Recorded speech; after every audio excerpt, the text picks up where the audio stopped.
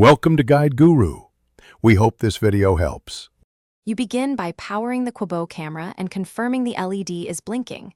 This indicates pairing mode. Once done, open the Qubo app and sign in. The app needs Bluetooth and location permission to find the device.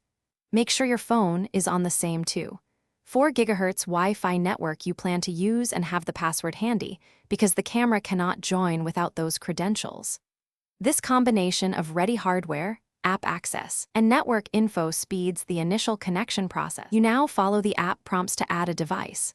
Choose the correct Qubo model and follow the voice-guided steps. If prompted, scan the camera's QR code or manually type the pairing code printed on the unit. This authenticates the device to your account. Next, enter your 4 GHz Wi-Fi name and password. The camera will attempt to join the network, and the LED should change from blinking to a steady light, indicating successful network registration and cloud linking. Complete setup by naming the camera, granting required permissions for notifications and storage, and installing any firmware updates the app suggests. Updates fix bugs and improve stability.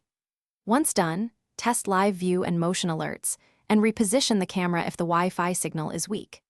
If the connection fails, reboot both your router and the camera, then retry pairing with your phone within 3 feet of the camera to ensure Bluetooth and Wi-Fi handoffs succeed. That simple reset resolves most issues. Thanks for watching. Consider subscribing if we helped you today.